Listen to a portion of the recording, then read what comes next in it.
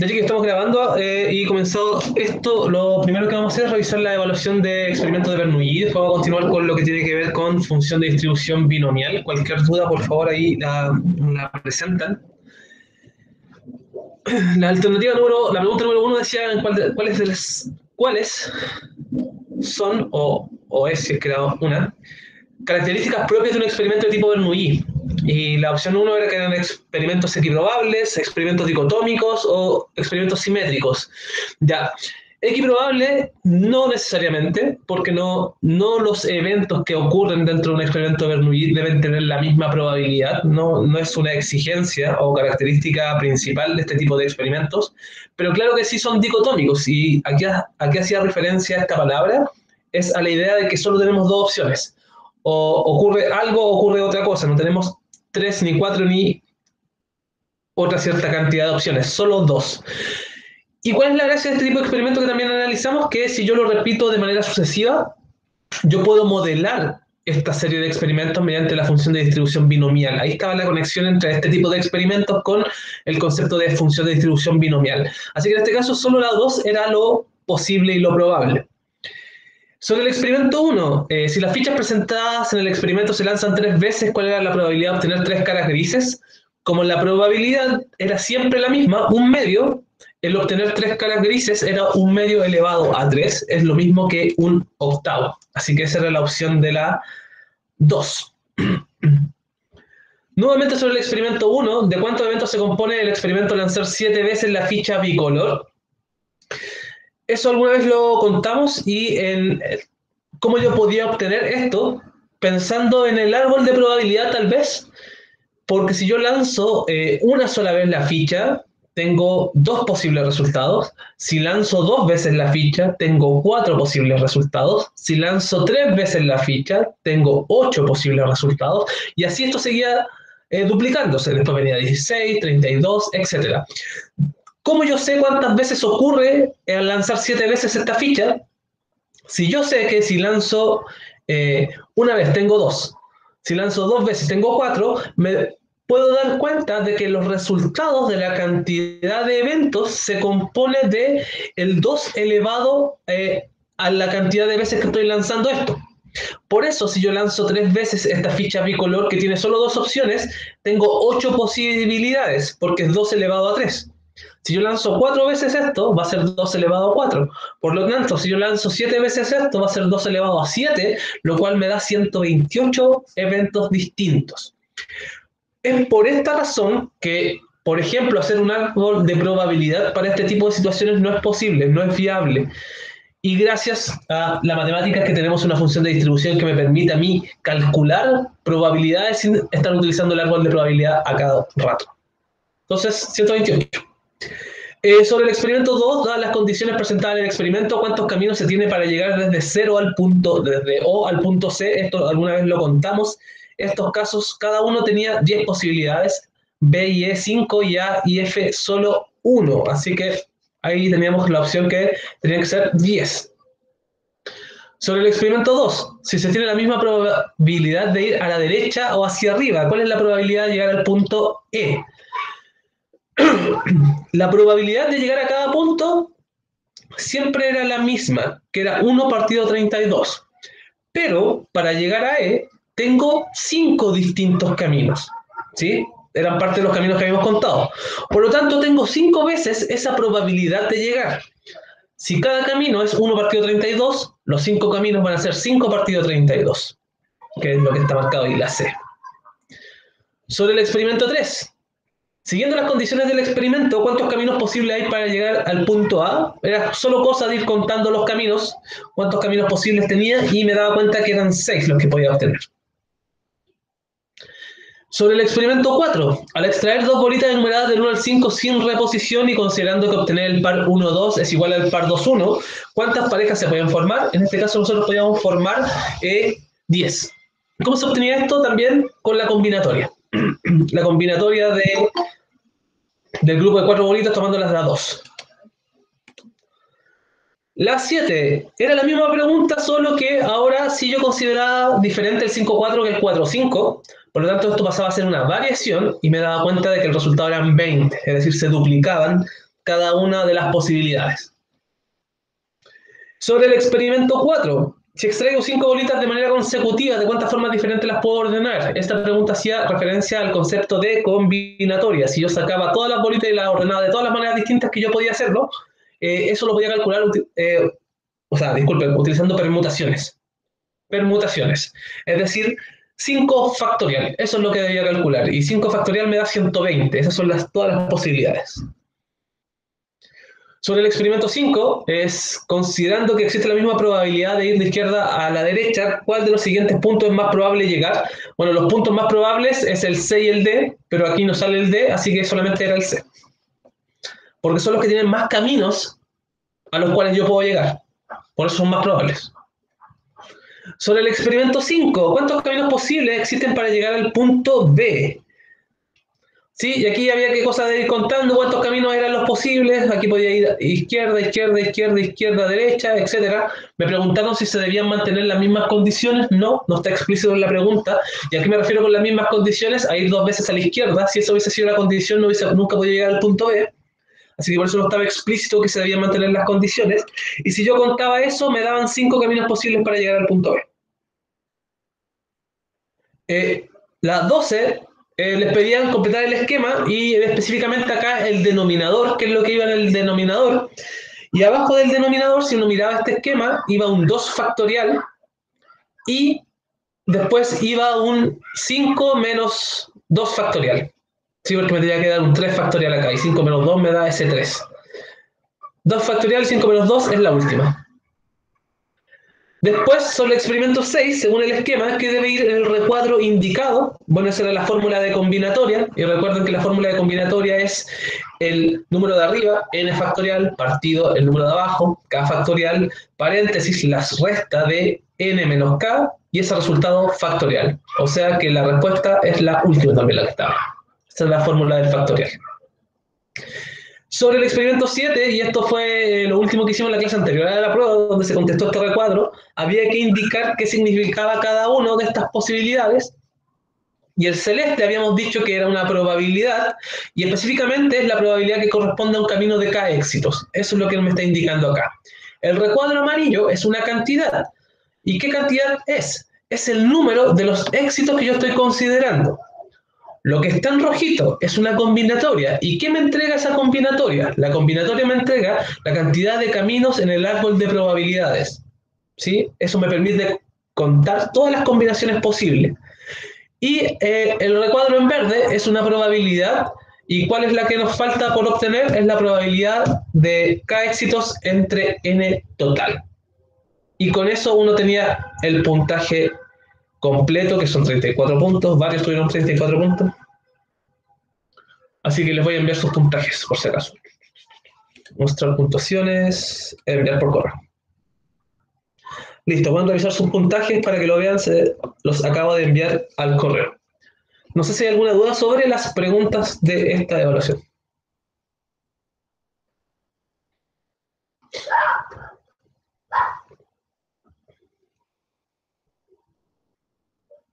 ¿No? Ya.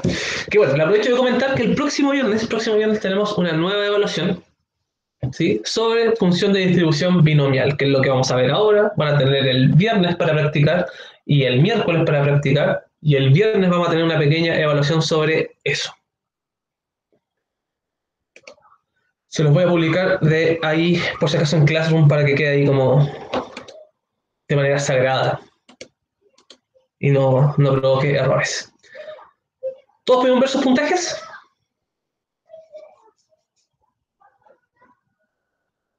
Ya, maravilloso, maravilloso.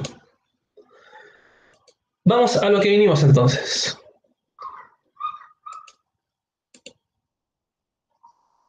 Lo veo y no lo creo. Tampoco les llegó, ¿por qué?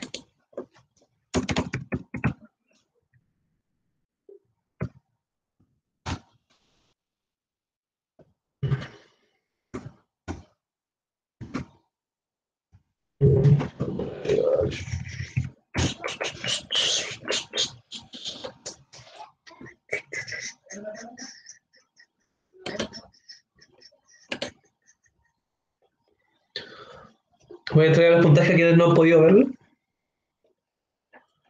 S2, corto medio.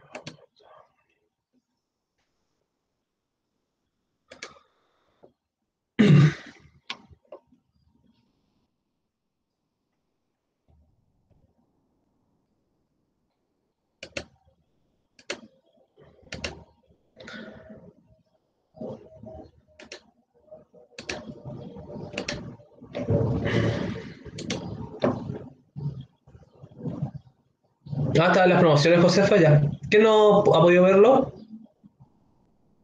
Campo, ah, sí lo vi. Campuzano, no le llegó. Ya, Sofía Campuzano. De hecho, es más fácil si ven mi pantalla y ven sus correos.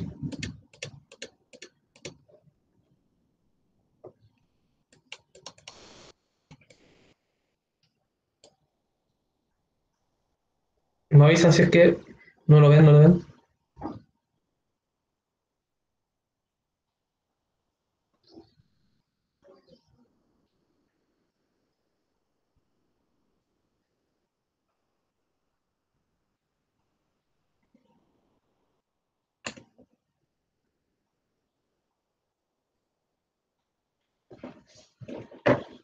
Ya voy a ver sus puntajes ahí. Ya, perfecto.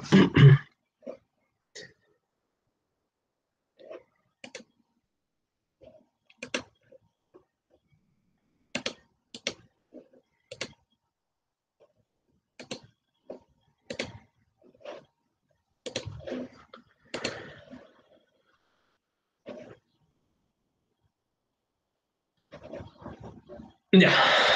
Cuarto medio, recordemos en qué estamos un poco. Todo este tema de los experimentos de Bernoulli tenían un fin último, que era conocer la función de distribución binomial. Ese es el gran objetivo de esto.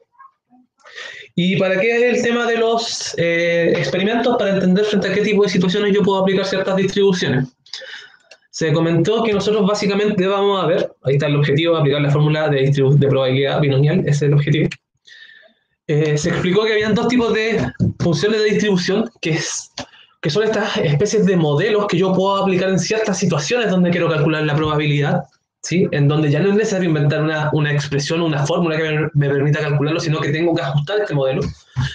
Teníamos dos grandes referentes, uno para variables aleatorias discretas y otro para variables aleatorias continuas.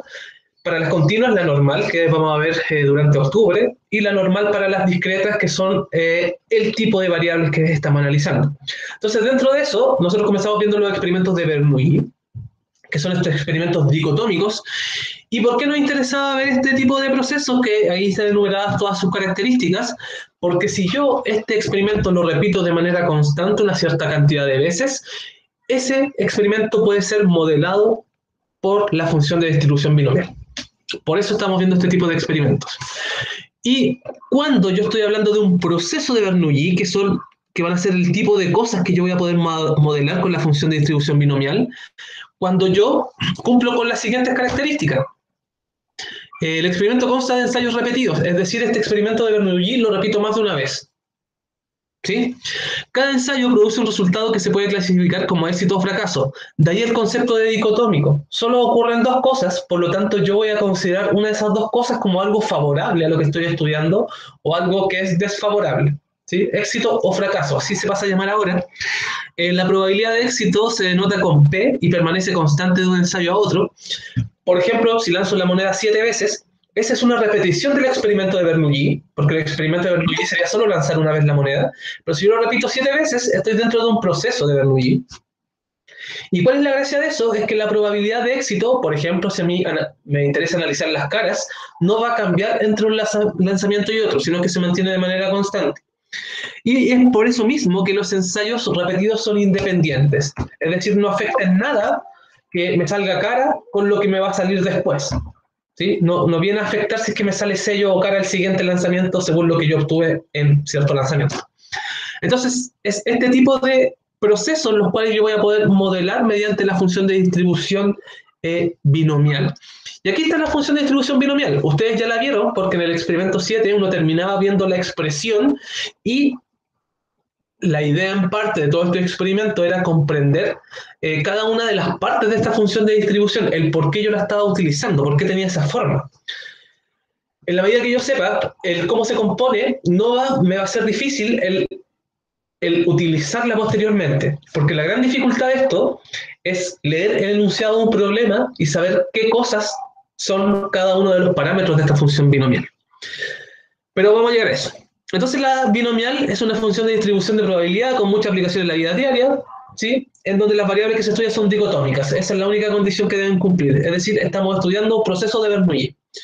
Su suceso primario de esta distribución se identifica como éxito, que está asociado a la probabilidad P minúscula, y posee esta distribución 4 propiedades que sí o sí debemos tener súper claras, que son las siguientes.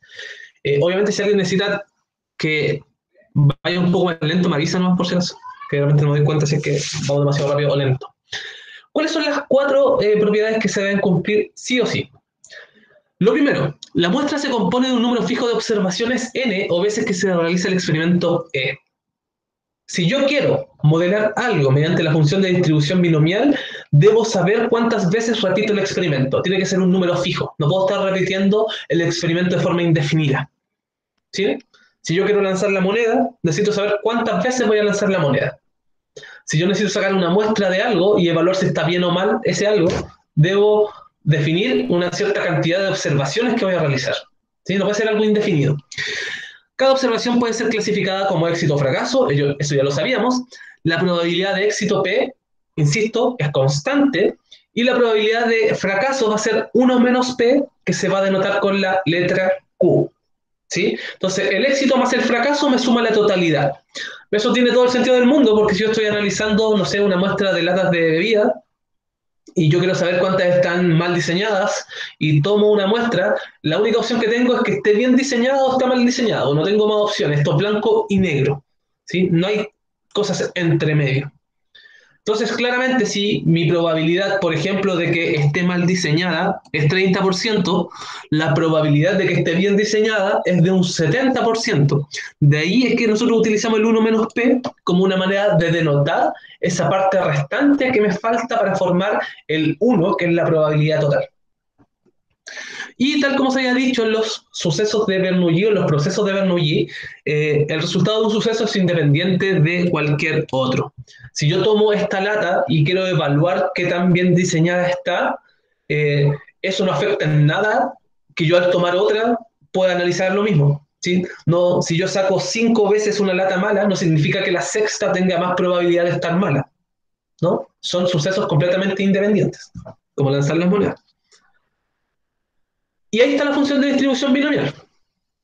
Esa es la expresión que nosotros vimos. Está un poco rara, está un poco transformada, pero vamos a ver, lo importante es entender de qué se compone cada una de estas cosas, no las letras que utilizamos para denotar la misma función de distribución. A mí me podrían poner la X, la K, y debo entender exactamente lo mismo. ¿Qué es lo que nosotros llegamos? A lo siguiente. La probabilidad de que la variable aleatoria tome un valor k, voy a escribirlo como lo teníamos en las guías, es igual a ¿qué cosa? A la combinatoria de n sobre k, ¿sí? Por la probabilidad del éxito elevado a k, por la probabilidad del fracaso elevado a n menos k. ¿Cuál es la gran diferencia entre una expresión y otra? Ninguna, solo hay un cambio de letra, la X por la K. ¿Y qué es esta cosa tan rara que está acá? Es la combinatoria que está desarrollada. Eso es lo mismo que esto. Recuerden que la combinatoria es la misma expresión que está arriba, en donde en vez de la X, aquí va la K. El P elevado a X es lo mismo que P elevado a K. El Q está presentado como 1 menos P, que ya sabemos que es exactamente lo mismo. Uno, para abreviar esto, lo deja como Q, y elevado a n menos x, que es lo mismo que n menos k. ¿Sí? O sea, ambas expresiones son exactamente lo mismo. Lo que me interesa es que ustedes entiendan qué significa cada uno de los parámetros, porque así después no hay confusiones. ¿Qué es lo que dice acá? P es la probabilidad de éxito al evento que yo estoy estudiando. 1 menos P, que es lo mismo que Q, es la probabilidad de fracaso ante lo que estoy estudiando. N, ¿qué es? En ambos se utiliza N, es la cantidad de veces que yo estoy repitiendo mi ensayo. ¿Sí? Si lo repito 20 veces, 40 veces, eso significa N. ¿Y qué significa X? Es el número de sucesos exitosos a lo que yo estoy observando. Por ejemplo, si es que yo estoy en esta fábrica de latas y me interesa, voy a tomar una muestra de 10 latas. ¿Sí? Yo quiero ver cuántas veces a mí me salen 4, o cuál es la probabilidad de que de estas 20 muestras yo tome 4 latas que estén malas. Entonces, ese 4, que es lo que yo quiero observar, es el número de sucesos exitosos, porque yo quiero observar las fallas. Si yo tengo una fábrica de algo, me interesa saber qué productos están fallando. Entonces, a eso se refiere el X. Es el valor que toma la variable aleatoria. Recuerden que como estamos, y ahora hace mucho sentido el concepto de variable aleatoria discreta, porque si yo quiero observar número de latas, número de caras o número de cualquier cosa que yo esté observando, yo no puedo tener 1,5 caras. No puedo tener 2,5 latas buenas. No. Recuerden que la gracia de las distribuciones que son discretas es que sus valores de la variable aleatoria siempre se mueven dentro de los números enteros. Así que esa es la expresión. Ustedes ya la conocían. Lo que interesa ahora es aplicarla. Dos conceptos que podemos utilizar también es como obtener el valor esperado, que es este símbolo de acá, que es como una especie de media o promedio, que es lo que debiese esperar si es que yo repito este experimento una cierta cantidad de veces. Eso es lo que significa ese valor. ¿Y cómo yo obtengo este famoso valor esperado? Que alguna vez lo calculamos en las funciones de distribuciones y tenía una fórmula que era súper horrible, que era la sumatoria, no sé si se acuerdan, de cada uno de los valores de la variable por la probabilidad de ocurrencia de eso, y era una cosa un poco larga, que era una suma súper larga. Ya. Obviamente, como estos modelos ya están calculados, ya están diseñados, ¿cómo yo obtengo este valor esperado sin hacer nada de esto? Solo multiplicando n por p. ¿Qué es n? N es la cantidad de veces que repito el experimento. ¿Y qué es p? P es la probabilidad de éxito. Con eso yo obtengo el valor esperado que estaba buscando. ¿Sí? Así de sencillo, así de simple, así de mágico esto.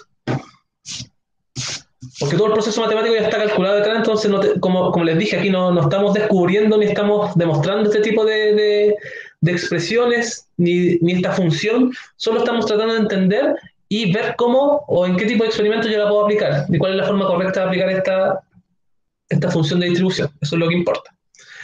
Asimismo, como en su tiempo calculamos el valor esperado, también calculamos la varianza y la desviación estándar, ¿sí? De una función de distribución. ¿Qué es lo que estamos analizando con eso? Vamos a interpretarlo un poco más adelante, pero recuerden que la desviación estándar es una medida de variabilidad y me indica qué tan cercanos o lejanos son todos los datos en torno a esta media o este centro que es el valor esperado. Eso es lo que indica. ¿Cómo obtengo la varianza y la desviación estándar? También de manera súper sencilla. La varianza, que es este ρ cuadrado, o bien lo puedo escribir como b de x, la varianza de la variable x, es igual a n por p por 1 menos p, que es lo mismo que decir que es n por p por q.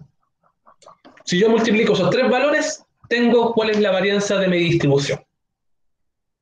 Si yo, en este caso, le saco la raíz cuadrada a esto, tengo la desviación estándar. Por eso es la raíz cuadrada del valor anterior. Porque recuerden que siempre la desviación estándar es la raíz cuadrada de la varianza. Sobre las interpretaciones de esto, todavía no nos vamos a meter en qué significa mucho la varianza y la desviación estándar. Seguramente eso lo vamos a hacer en una clase siguiente a la evaluación. Lo que me interesa por el momento es que sepan que pueden calcular varianza, desviación estándar y esperanza, y además tienen la función de distribución de probabilidad que es necesario aprender a ocupar. En cuanto a las interpretaciones, más allá de lo que les acabo de mencionar, lo vamos a ver posterior a la evaluación, ¿sí? Vamos como de un paso a la vez. Y con eso tenemos todo. Ahora solo necesitamos aplicar esto, entender cómo yo puedo aplicar esto y cómo puedo diseñar cuál es la función de probabilidad de cada uno de los experimentos a los cuales me enfrente. Entonces, por ejemplo, este ejercicio que creo que alguna vez resolvimos en alguna parte con este curso, pero lo vamos a retomar de todas formas. Dice, uno de los ítems de una prueba sorpresa consta de 12 preguntas de verdadero o falso, suponiendo que los estudiantes no saben contestar a ninguna de ellas y contestan al azar. hallar la probabilidad de obtener 6 aciertos. La pregunta es, ¿esto es un proceso de Bernoulli? ¿Es algo que yo pueda modelar con la función de distribución binomial? La respuesta rápida es sí, por algo lo estamos viendo y por algo está acá. Pero me interesa más el por qué. Si es que alguien me podría contestar el por qué esto sí yo lo considero como un proceso de Bernoulli. ¿Cuál es la característica que cumple?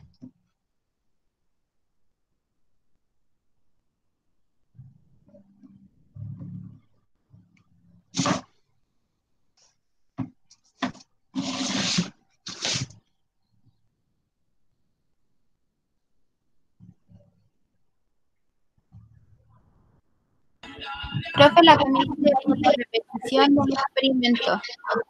Ya, perfecto. Se repite un experimento. Sí, sorry, no puedo ver el chat. Se repite un experimento. Perfecto. ¿Y cómo es este experimento? ¿Cuál es la principal característica?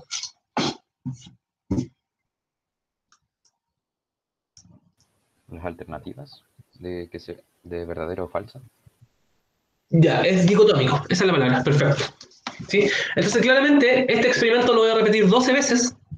Y este experimento además tiene la característica principal de que tiene dos opciones. O lo tengo verdadero o lo tengo falso. O específicamente para el tema del puntaje, o lo tengo bueno o lo tengo malo. ¿Sí?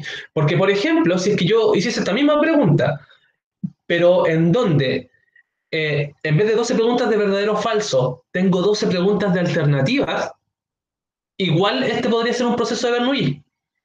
¿Por qué? Porque a mí lo que me va a interesar es si yo tengo la pregunta buena o la tengo mala. No tengo más opciones en las preguntas de selección múltiple. Solo que la probabilidad de obtener una buena es mucho menor que de obtener una mala. O sea, hay un cambio en las probabilidades P y Q. Pero la idea y el modelo me sigue funcionando para modelar esa situación. Ya, pero veamos este caso. Perfecto. Es un proceso de Bernoulli, ¿sí? Por las características que acabamos de mencionar. Por lo tanto, puede ser modelado con la función de distribución binomial. Noten cuál es la gracia de utilizar esta función de distribución binomial. ¿Cómo yo podría calcular esto sin hacer uso de esta función de distribución? ¿Cómo podría hacerlo con las herramientas que teníamos hasta antes de la función de distribución? Con Con el famoso el árbol de probabilidad. Perfecto. Entonces noten qué es lo que va a ocurrir acá. Yo podría hacer esto con el árbol, ¿sí? En donde yo puedo tener una que es verdad, o sea, como no me interesa, no me interesa si es que es verdadero o falso, sino que me interesa que sea buena o mala, porque eso es lo que estoy calculando, la posibilidad de obtener 6 aciertos, es decir, que tenga 6 buenas de estas 12, podría ser que la primera pregunta la puedo tener buena o mala, ¿cierto?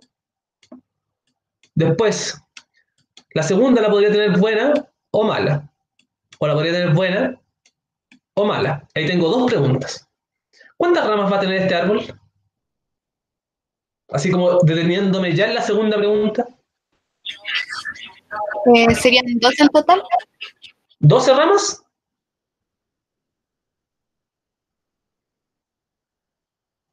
Entendiendo que las ramas son estos puntos finales. Por ejemplo, en dos preguntas yo ya llevo 4 ramas distintas.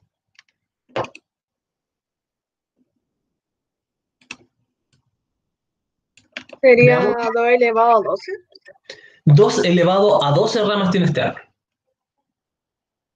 En la tercera pregunta, nuevamente puedo tener bueno o malo, bueno o malo, bueno o malo, bueno o malo, si es que quisiese seguir modelando esto, y aquí ya tengo 8 posibilidades.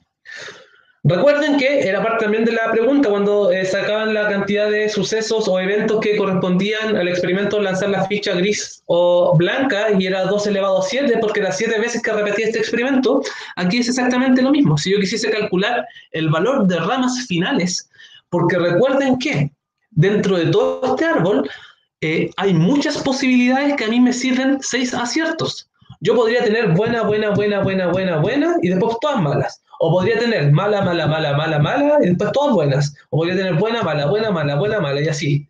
O podría tener 4 buenas primero, 2 malas después las otras 2 buenas.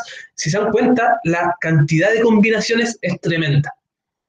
Y el hacer este árbol de probabilidad, si es que alguien lo quisiese construir, tendría que tener 2 elevado a 12, que eso es igual a 4096 ramas distintas. ¿Eso qué quiere decir? Que hay 4096 combinaciones de ramas distintas en este gran árbol. ¿Sí? Conservemos este número, 4096.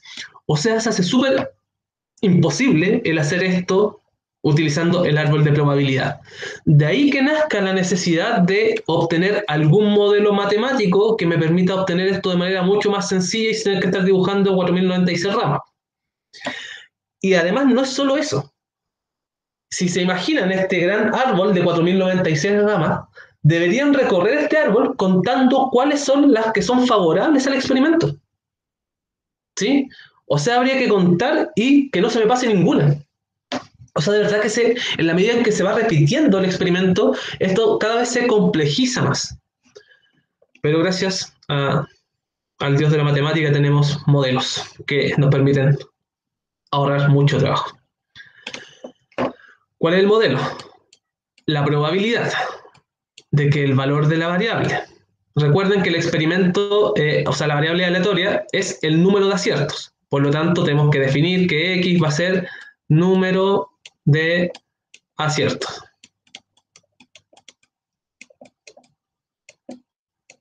La probabilidad de que la variable aleatoria, que es el número de aciertos, sea igual a 6, porque eso es lo que a mí me interesa, saber cuánta probabilidad tengo de que la mitad estén buenas.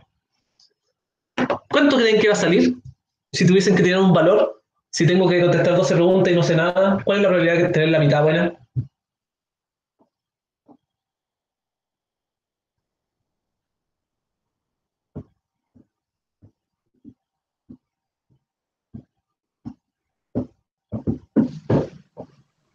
Si tuviesen que tirar un número cualquiera. ¿Cuánto?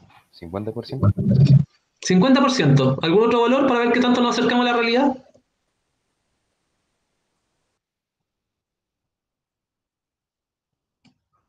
¿Creen que es más o menos que el 50%?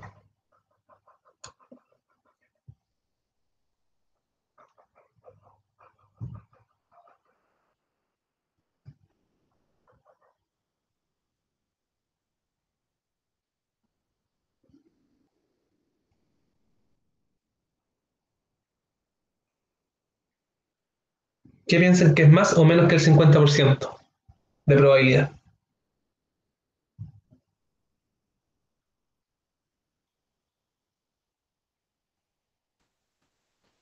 Por el chat ya están pensando.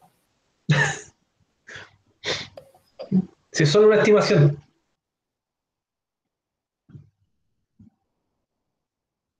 Ya voy a mirar el chat.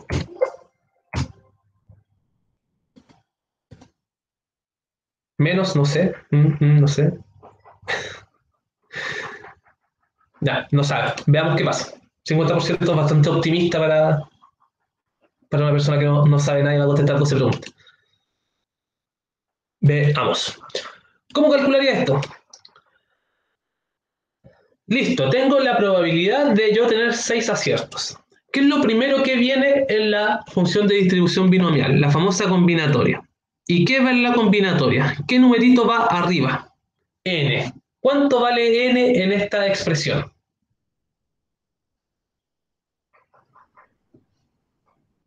6.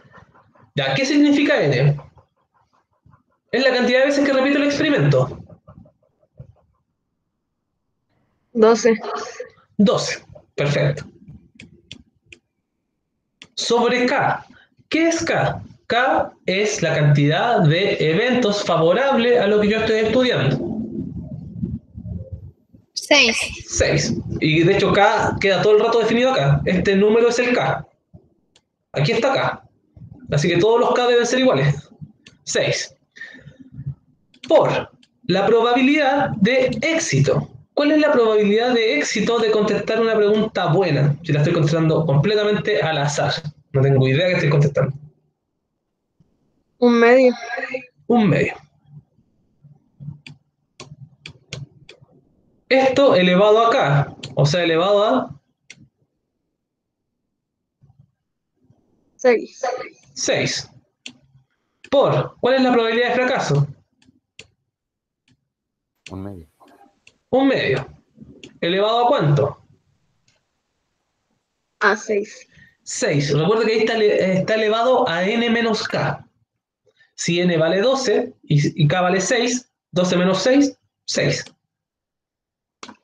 Listo. Ahí tengo la famosa función y ahí tengo la probabilidad. Solo que todavía no le paso un valor numérico donde la pueda interpretar porque no creo que nadie pueda interpretar ese valor todavía. Calculemos esto. Probabilidad de x igual a 6 es igual. Tengo esa famosa combinatoria. Tengo dos opciones ahora ya. O bien, aprendo a utilizar la calculadora y cómo calcular esa combinatoria. O la opción 2 es transformar esa combinatoria a factoriales y calcularla mediante factoriales.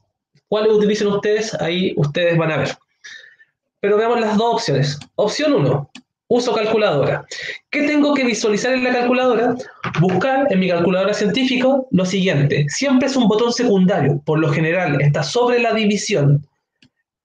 La tecla es N, C, R. Busquen esa tecla en su calculadora. Es opción secundaria, se ocupa con el shift. En mi calculadora está sobre el signo de la división. ¿La pudieron encontrar?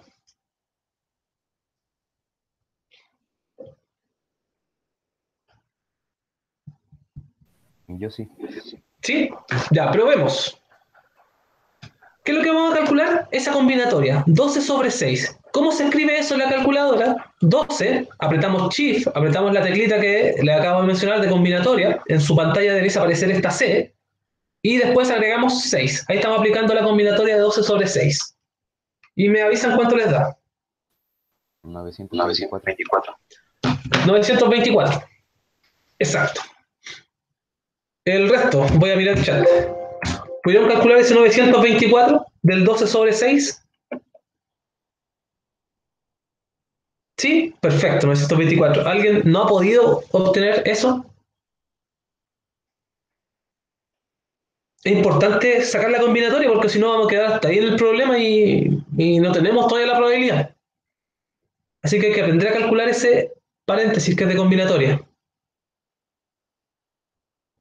924, ¿alguien no tiene problema? Bueno, ahí me avisa si es que no tienen problemas. O si es que tienen problemas. Ya, perfecto. Si yo calculo esto, son 924. ¿Qué significa ese 924?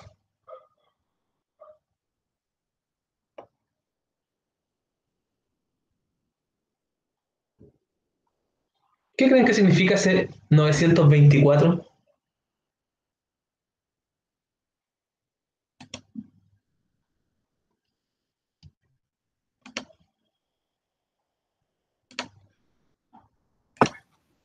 Creo que es como la cantidad que pueden haberse ido haciendo esta pregunta. Exacto, eso es.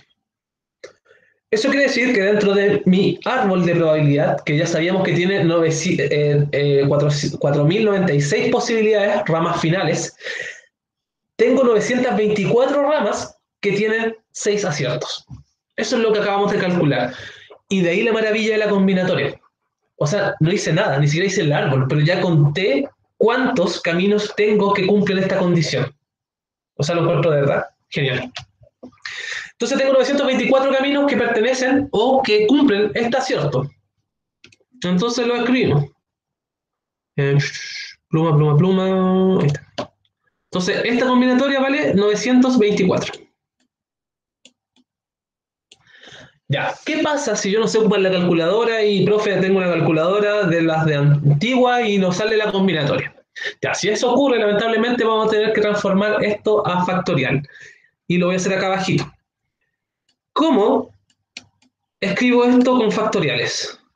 Oh, puse la fracción de aquí.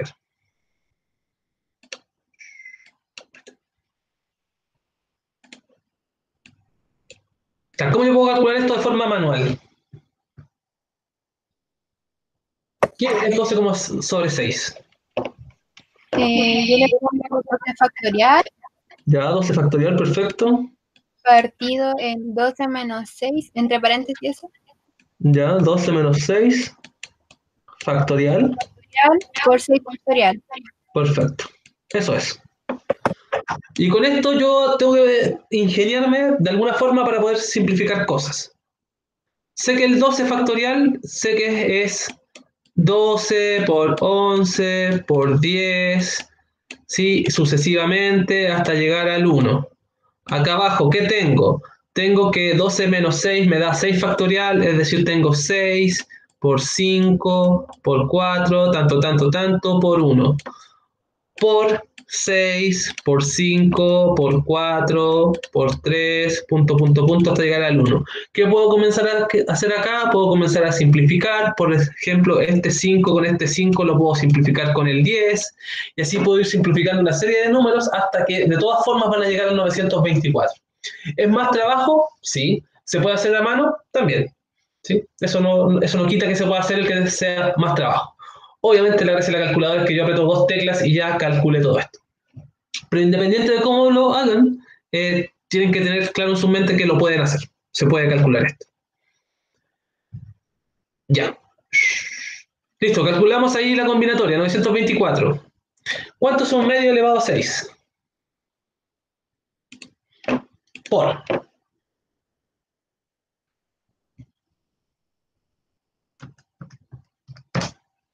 ¿Cuánto es un medio elevado a 6?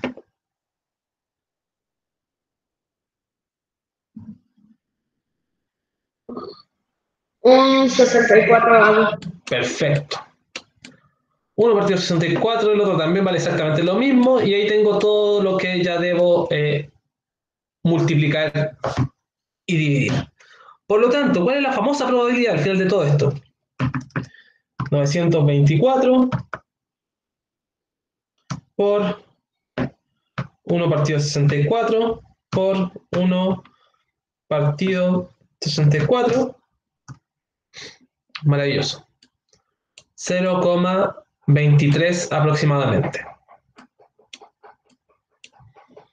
O sea, tengo un 23% de probabilidad de chuntarle la mitad dentro de 12 preguntas. Bastante más bajo que lo de lo esperanzador de la cifra de Martín, que era el 50%.